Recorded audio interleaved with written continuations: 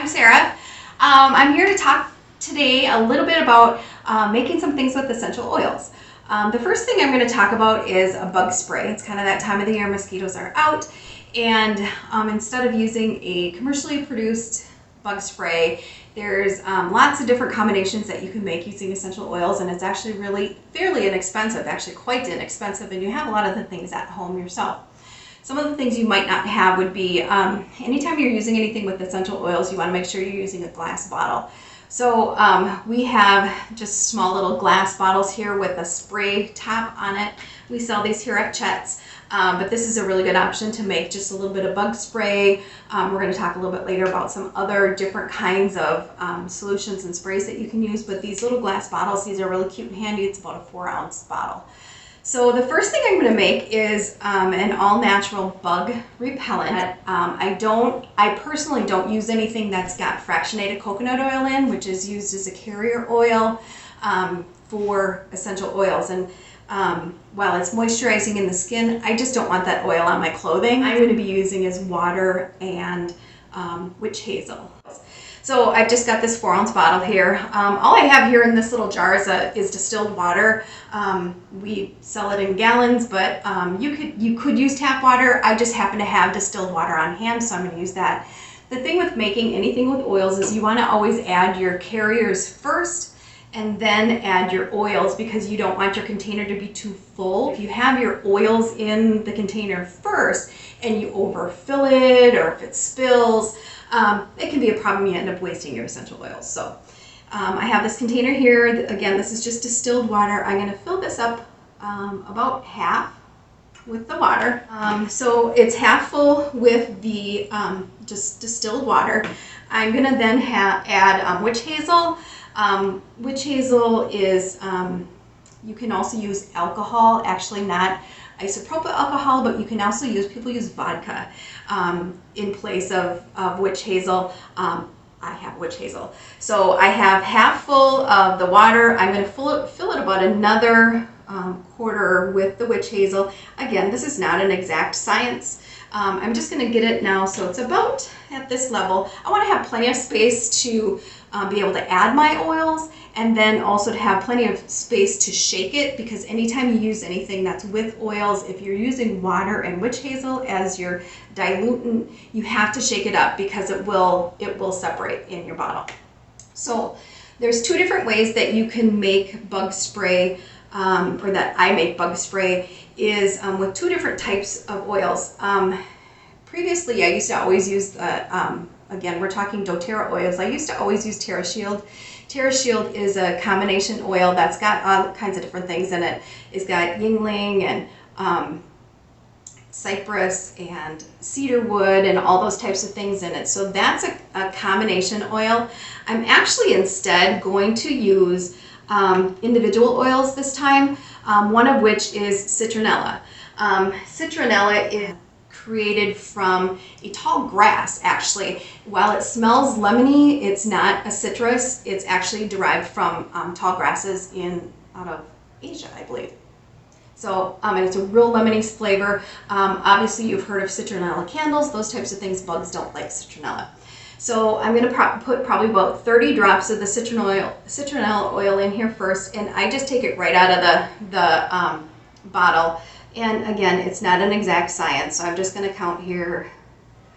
So the citronella oil is going to be the main oil that you're going to use, because the bugs really don't like that. Some other things that bugs don't like are cedarwood and peppermint and lemongrass. And those are the ones that I'm going to use in this particular one. But also, if you don't like the fragrance of something, don't put it in. If you don't like lemongrass and you would prefer, to have something else in it besides that, if you don't like the fragrance of it, you're not going to use it. So use whatever you're going to like. I personally really like lemongrass, and it's one of those good things that bugs also don't like. So the other oils that I'm going to add, I'm going to only put in probably about 10, maybe 15 drops. There's all kinds of other things that you can use, like some of the pine oils, like arborvitae is another one that bugs don't like. But again, I'm using lemongrass. I like the flavor, or the fragrance. About 15 drops. And then next I'm going to put in cedarwood. Cedarwood is kind of a nice musky fragrance. I actually like this. It evokes memories of like cedar chest, like having a cedar chest as a small child. This one's a little bit thicker, so it takes a little bit longer to come out. And again, because I'm making this on my own, I'm going to make sure that I label my bottle with what it is. If you're going to be just using it for yourself, you don't have to write all the different ingredients on it, but you do want to make sure that you note it that is bug spray, so that you don't use it for something else accidentally. And then last but not least is peppermint. Peppermint's another one of those things that that bugs don't like. And it actually feels good. And actually peppermint is one of those really good oils that I use for a lot of different things. It's very refreshing. It has cooling properties to it. So this is also something like to use for an after sun spray, because it's really cooling. So anyways, so it's all here, and you probably can't see this, but we've got all the liquids here, and then at the very top is the oils, and that's why you need to shake it before you put it on, because otherwise the oils won't mix and you'll only get the liquid out. So once that's done, you can put it on before you go out with the bugs. You can also rub it in. You can put this one on your clothes. This one's really good. I can smell it. It actually smells really good. So that is a bug spray. And in case, again, I have my label here that I'm going to label it as bug spray. If you're like on a patio or anything like that, you can actually spray these around you as well. You don't necessarily have to just have it on your person. You can spray it on things around you as well. So it helps to deter the bugs and keep them away. If I were going to make something as a tick preventative, you could use something like this as well. The thing that I would put in it if it's going to be a tick preventative is, I've got oils kind of all over here right now, so I needed to grab for my clove oil. Clove oil is one of those things that ticks don't like at all. So if you're going to be in an area that has a lot of ticks and you're trying to keep the bugs off, but you're also trying to prevent the ticks, well, this would work. You would also want to add some drops of clove oil, and some people actually will make a formula of clove oil and the fractionated coconut oil and actually just rub that on their skin. If they're going to be in really heavily wooded areas with a lot of ticks, you can do that as well. Clove oil is what it is. It's very potent. So once you use that, you'll definitely smell it. So that is what I have for bug repellents. Let's see, for bite relief. So if you have been bit by bugs and now you're itching and you want to stop the itching of your bug bites, probably the best thing to use is actually lavender oil. Lavender oil is also good for dry skin relief. It's got some, it has antiseptic properties to it. And it's really good for that. So you can actually, with this is one of those oils that you can use straight on your skin. You don't have to cut it.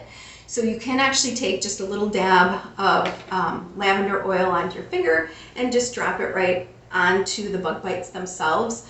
You can also, put it in a roller ball and use it that way. But lavender oil is one of those oils that's safe, that you can put it directly on your skin. With any of these things that we're talking about, however, you do want to test your skin for sensitivity before you use them to make sure that you're not going to have an adverse reaction to them.